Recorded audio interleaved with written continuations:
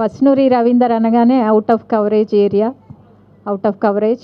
తర్వాత కులం మీద పంచులు బహుశా చాలామందికి గట్టిగా పంచు పడి ఉంటుంది.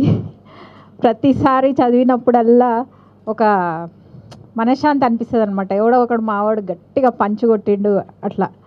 ఆ టైప్లో ఈ పస్నూరి రాసిన ఈ పంచులో ఒకటి నేతలని నటులతో పోలుస్తాడు. అయితే నాకు అది చదివినప్పుడు వెంటనే ఏం గుర్తొచ్చిందంటే, తెలంగాణ ఉద్యమం అప్పుడు ఢిల్లీలో ఒకటి ఆంధ్ర జాక్కి తెలంగాణ జాక్కి మధ్యన ఒక రీసెర్చ్ సంస్థ మీటింగ్ పెట్టింది. కోదండరాము, విశ్వేశ్వర రెడ్డి, గుజ్జా భిక్షము, వీళ్ళందరూ కలిసి నా దగ్గరకు వచ్చి, పర్యావరణం మీద నువ్వు తప్ప ఎవరు పనిచేయలేదు కాబట్టి మాకు నువ్వే మాట్లాడాలని 5-6 ఇక్కడి నుంచి పోయినాం, 5-6 అక్కడి నుంచి పోయినాం, వచ్చిర్రు ఢిల్లీకి. అయితే నేను ఇక్కడి నుంచి అప్పుడు బాగా రోజుకొకళ్ళు చనిపోతున్న సందర్భం, ఆత్మహత్యల పేపర్ కటింగులు, పుస్తకాలు అన్నీ వేసుకొని ఒక పెద్ద సంచిలో వేసుకొని పోయినా. ఒక మినిస్టర్ ఇంట్లో లంచ్, ఒక మినిస్టర్ ఇంట్లో ఇప్పుడు చాలామంది ఉన్నారు, వాళ్ళే ఉన్నారు. ఎవ్వరు కూడా, జైపాల్ రెడ్డి ఇంట్లో కూర్చున్నాం చాలాసేపు, ఎవ్వరు కూడా ఆత్మహత్యల గురించి కానీ, తెలంగాణలో జరుగుతున్న ఉద్యమాల గురించి కానీ, లాఠీల గురించి కానీ మాట్లాడట్లేదు. ఎవరు ముఖ్యమంత్రి అవుతారు, ఏమొస్తారని చాలా ఉల్లాసంగా సరదాగా మాట్లాడుకుంటున్నారు. అసలు ఎంత బాధ అనిపించిందంటే, నటులు అంటే మొత్తం అక్కడే కనపడింది నాకు. పొద్దున మనకి మీడియాలో ఏం కనపడుతుంది, వీళ్ళని వాళ్ళు తిట్టుకున్నారు, వాళ్ళని వీళ్ళు తిట్టుకున్నారు అని. సో పస్నూరి రాసిన అది చాలా చక్కగా సరిపోయింది. అట్లనే కులం గురించి, ఆ కులాన్ని అనుభవించే వాళ్ళు, అది ఉద్యోగాలు చేస్తున్నాం మేము, ఈరోజు కూడా అనుభవిస్తున్నాం. అర్బన్ నక్సల్స్ అని రకరకాల పేర్లతోటి, ఇంకా అంటే హిందువులు అయినా కూడా క్రిస్టియన్స్ అని రకరకాలుగా ఆ బాధలు మేము ఈరోజు కూడా. కరీంనగర్లో మొన్న ఈ మధ్యలో మీకు సోషల్ మీడియాలో బాగా వచ్చింది, ఎస్సీ ఎస్టీలకి ఇల్లు ఇవ్వబడదు అని బోర్డే పెట్టేసుకున్నారు వాళ్ళు కరీంనగర్లో. సో ఇంకా నాకు ఈ పంచుల్లో బాగా నచ్చింది ఆడవాళ్ళ గురించి, సావిత్రిబాయి పూలే గురించి.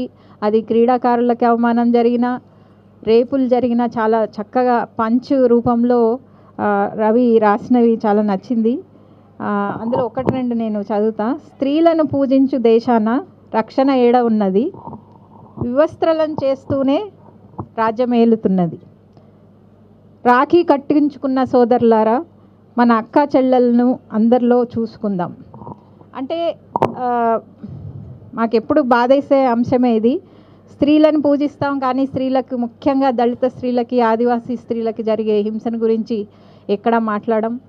కులం పేరు మీద ఓట్లు వేసుకుంటాం, నాయకులను తెచ్చుకుంటాం, నాయకులను కొనుక్కోవడం, అమ్ముకోవడం గురించి చాలా పంచులు చాలా వేసినాడు. బహుజనుల పరిస్థితి ఏంది అని, అది కూడా అందరు నిజంగా చదివితే. ఈ మధ్యకాలంలో నాకు తెలిసి పుస్తకాలు పెద్ద ఎవరు చదవట్లేదు, చిన్న అంటే కవితలు చాలా ఇంట్రెస్ట్ ఉన్న వాళ్ళు చదువుతారు. కానీ ఈ పంచు రూపంలో మొత్తము రంగరించి ఒక 4-5 లైన్లలో రాయడం మాత్రం చాలా ఇంపార్టెంట్ అనిపించింది, చాలా అవసరం కూడా.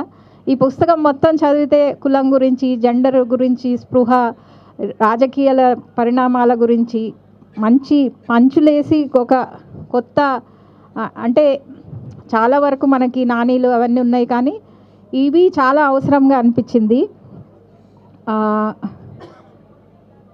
ఒక్కటి క్యాస్ట్ గురించి ఒకటి చెప్పి ముగిచేస్తా.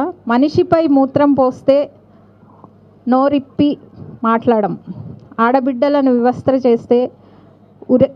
చేసి ఊరేగిస్తే ఉలకం పలకం, అధర్మం జోలికొస్తే మాత్రం అంతెత్తున బుస కొడతాం, కులగజ్జి వారసులం, మరి మతపిచ్చి మరుగుజ్జులం.